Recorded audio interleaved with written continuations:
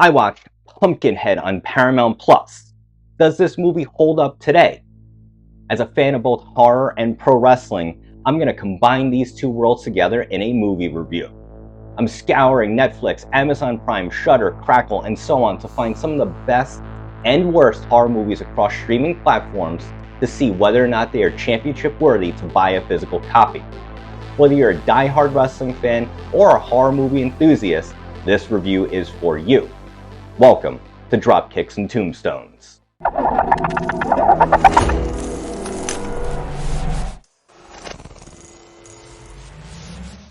Pumpkinhead was released in 1988 and starred Lance Henriksen. The synopsis of the movie is, after a tragic accident, a man conjures up a towering, vengeful demon called Pumpkinhead to destroy a group of unsuspecting teenagers.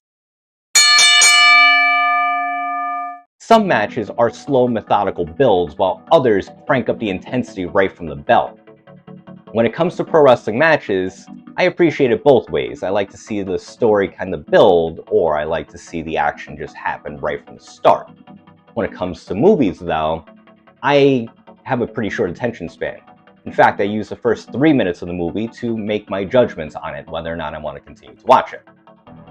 Pumpkinhead is a little bit of an interesting case because the first 3 minutes of the movie are credits. The only reason why I stuck this one out, even though, that kind of breaks the rule, is that I've heard so much about this movie before and I felt like it was a Halloween staple. So I thought that this was going to be a movie that I might enjoy, so I figured why not stick it out. Okay, I went into this having no background on the movie at all. I've heard of it, and I knew that it was a Halloween staple, but besides that, I didn't really know much about it. I looked at the title of the movie, and I figured it was going to be a self-aware horror comedy. The intro didn't help it either. Outside of the credits, just the overall acting and feel of it, it kind of felt like an episode of Tales from the Crypt. And that's good, but not really for a feature-length movie. But let me tell you, I can't remember a movie that worked me so well before. And here's what got my blood boiling. We see a group of punk teenagers show up at the shop and they're acting like jerks. The scummiest of all of them is on his dirt bike and he's drunk. And he ends up running over Ed's kid and killing him. I'm not sure if it was the mood that I was in when I was watching it at the time, or just watching the normalcy of their lives getting cut short by this. But let me tell you, I have never experienced such bitter hatred for a character before. This is Christian Cage level of heel heat right here. All I wanted to do was to watch this dude get ripped apart by the Pumpkinhead. You can sell out Wembley Stadium with the promise that this man will die a disgusting, gruesome, and horrible death. I sat in anticipation waiting for that moment to happen. I really wanted it to be the end of this movie because I felt like the perfect payoff. It does happen, and it happens earlier than I anticipated. It was just the right amount of torture for him, but then the plot continued. I was so disappointed to see where this movie ended. Not that it was bad or anything, it just took a predictable turn. Also, how can I go this long without mentioning the design of the Pumpkinhead monster itself? Of course, the design itself is borrowing a lot from the Xenomorph from Alien, but imagine seeing this thing approaching you in the woods. That's real horror for you. Unsurprisingly, Pumpkinhead was not an immediate success, but its status as a horror cult movie did warrant it to become a franchise, which runs 4 movies deep, 2 of which being sci-fi TV movies that came out pretty recently.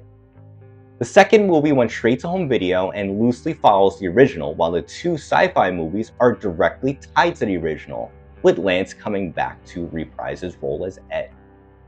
From my point of view, the original felt complete to me. We saw Ed Harley's full arc, and the Pumpkinhead got plenty of screen time. While I'm content with the original, I'm interested to see how well or poorly this story evolved over time. The original does have a dated feel to it, and I would like to see some current polish to the movie, which is promising to know that there are actually rumblings of a reboot being in works right now. I hope this reboot does become a real thing and that it's not a CGI mess. Make this feel like a proper reboot that recaptures the essence of the original while not overproducing it. At the time of my viewing, Pumpkinhead was only available on Paramount Plus and Showtime, and it will likely stay that way since Paramount owns the rights to the movie. As for a physical copy of the movie, you have a couple of options. You could pick this up on Blu-ray and that will look great. Or you can go with a 4K remaster, which is coming out very soon as of this recording from Scream Factory. And that remaster looks awesome.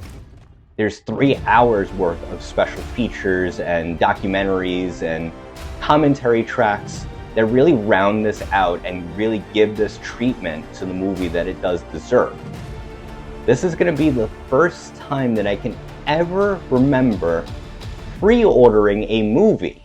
So when it comes to streaming or owning this movie, you get a hell of a lot if you were to go ahead and buy this physical copy of the movie, because it does deserve the treatment that it is getting. So I'm excited to pre-order this movie and add it to my collection real soon. Let's call for the bell because now we have our decision. This movie takes an official spot on the Masters of Nonsense movie shelf. Are you thinking about getting this movie now? Do you think the decision should be overturned? Let us know by joining the discussion on our Threads page and all of our social media available on this screen. Like, subscribe, repeat. Always repeat.